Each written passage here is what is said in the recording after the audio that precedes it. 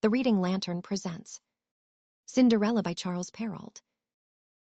Once upon a time, there was a worthy man who married for his second wife the haughtiest, proudest woman that had ever been seen. She had 2 daughters, who possessed their mother's temper and resembled her in everything. Her husband, on the other hand, had a young daughter, who was of an exceptionally sweet and gentle nature. She got this from her mother, who had been the nicest person in the world. The wedding was no sooner over than the stepmother began to display her bad temper. She could not endure the excellent qualities of this young girl, for they made her own daughters appear more hateful than ever. She thrust upon her all the meanest tasks about the house. It was she who had to clean the plates and the stairs, and sweep out the rooms of the mistress of the house and her daughters. She slept on a wretched mattress in a garret at the top of the house, while the sisters had rooms with parquet flooring, and beds of the most fashionable style, with mirrors in which they could see themselves from top to toe. The poor girl endured everything patiently, not daring to complain to her father. The latter would have scolded her, because he was entirely ruled by his wife. When she had finished her work, she used to sit amongst the cinders in the corner of the chimney, and it was from this habit that she came to be commonly known as Cinderslut. The younger of the 2 sisters, who was not quite so spiteful as the elder, called her Cinderella. But her wretched clothes did not prevent Cinderella from being 100 times more beautiful than her sisters, for all their resplendent garments. It happened that the king's son gave a ball, and he invited all persons of high degree. The 2 young ladies were invited amongst others, for they cut a considerable figure in the country.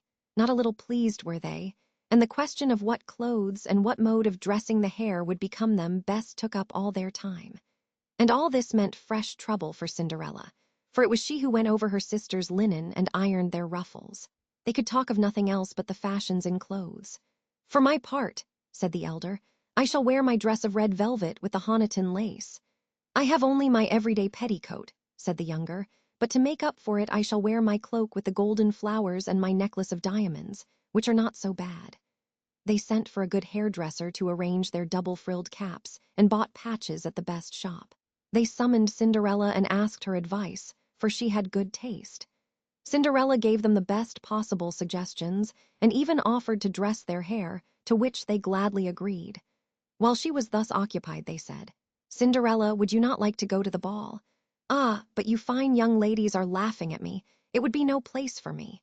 "That is very true. People would laugh to see a Cinderslut in the ballroom." Anyone else but Cinderella would have done their hair amiss, but she was good-natured, and she finished them off to perfection. They were so excited in their glee that for nearly 2 days they ate nothing. They broke more than a dozen laces through drawing their stays tight in order to make their waists more slender, and they were perpetually in front of a mirror. At last the happy day arrived. Away they went, Cinderella watching them as long as she could keep them in sight. When she could no longer see them, she began to cry. Her godmother found her in tears and asked what was troubling her. I should like," she was crying so bitterly that she could not finish the sentence. Said her godmother, who was a fairy, "You would like to go to the ball, would you not?" "Ah, yes," said Cinderella, sighing. "Well, well," said her godmother, "promise to be a good girl and I will arrange for you to go." She took Cinderella into her room and said, "Go into the garden and bring me a pumpkin." Cinderella went at once and gathered the finest that she could find. This she brought to her godmother, wondering how a pumpkin could help in taking her to the ball. Her godmother scooped it out, and when only the rind was left, struck it with her wand. Instantly the pumpkin was changed into a beautiful coach, gilded all over. Then she went and looked in the mousetrap, where she found 6 mice all alive. She told Cinderella to lift the door of the mousetrap a little, and as each mouse came out she gave it a tap with her wand, whereupon it was transformed into a fine horse. So that here was a fine team of 6 dappled mouse-gray horses, but she was puzzled to know how to provide a coachman. "I will go and see," said Cinderella, "if there is not a rat in the rat trap. We could make a coachman of him." "Quite right," said her godmother, "go and see." Cinderella brought in the rat trap, which contained 3 big rats. The fairy chose one specially on account of his elegant whiskers. As soon as she had touched him, he turned into a fat coachman with the finest moustachios that ever were seen. "Now go into the garden and bring me the 6 lizards which you will find behind the water butt." No sooner had they been brought than the godmother turned them into 6 lackeys, who at once climbed up behind the coach in their braided liveries, and hung on there as if they had never done anything else all their lives. Then said the fairy godmother, "Well, there you have the means of going to the ball. Are you satisfied?" "Oh, yes, but am I to go like this in my ugly clothes?" Her godmother merely touched her with her wand, and on the instant her clothes were changed into garments of gold and silver cloth, bedecked with jewels. After that her godmother gave her a pair of glass slippers, the prettiest in the world. Thus altered, she entered the coach.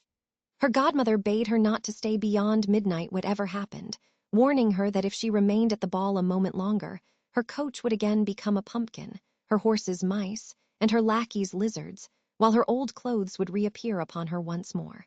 She promised her godmother that she would not fail to leave the ball before midnight, and away she went, beside herself with delight. The king's son, when he was told of the arrival of a great princess whom nobody knew, went forth to receive her. He handed her down from the coach, and led her into the hall where the company was assembled. At once there fell a great silence. The dancers stopped, the violins played no more, so rapt was the attention which everybody bestowed upon the superb beauty of the unknown guest.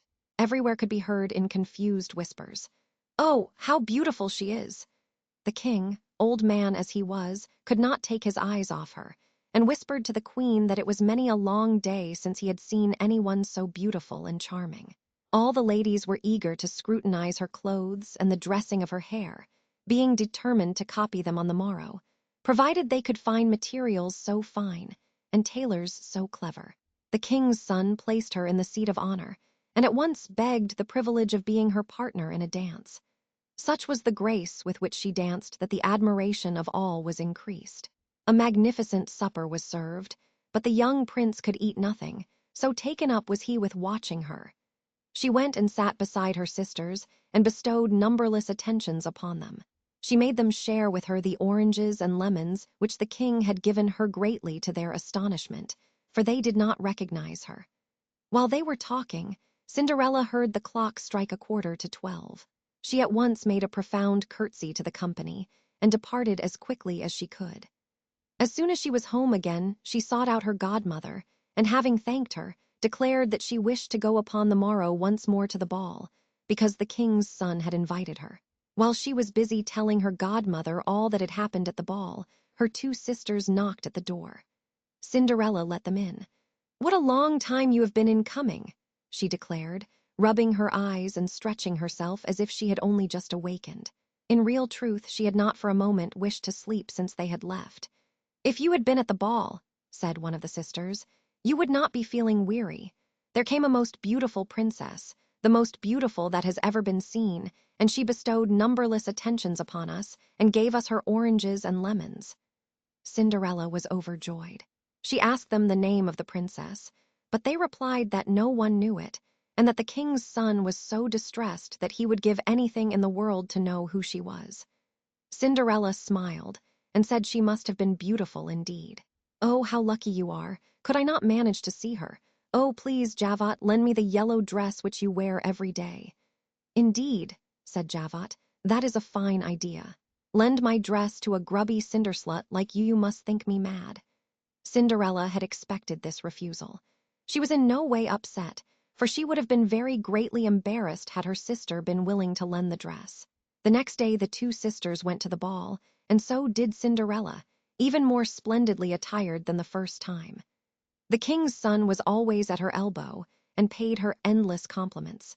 The young girl enjoyed herself so much that she forgot her godmother's bidding completely, and when the first stroke of midnight fell upon her ears, she thought it was no more than 11 o'clock. She rose and fled as nimbly as a fawn. The prince followed her, but could not catch her. She let fall one of her glass slippers, however, and this the prince picked up with tender care. When Cinderella reached home, she was out of breath, without coach, without lackeys, and in her shabby clothes. Nothing remained of all her splendid clothes save one of the little slippers, the fellow to the one which she had let fall. Inquiries were made of the palace doorkeepers as to whether they had seen a princess go out, but they declared they had seen no one leave except a young girl, very ill-clad, who looked more like a peasant than a young lady. When her two sisters returned from the ball, Cinderella asked them if they had again enjoyed themselves, and if the beautiful lady had been there. They told her that she was present, but had fled away when midnight sounded, and in such haste that she had let fall one of her little glass slippers, the prettiest thing in the world. They added that the king's son, who picked it up, had done nothing but gaze at it for the rest of the ball, from which it was plain that he was deeply in love with its beautiful owner. They spoke the truth. A few days later, the king's son caused a proclamation to be made by trumpeters that he would take for wife the owner of the foot which the slipper would fit. They tried it first on the princesses, then on the duchesses and the whole of the court, but in vain.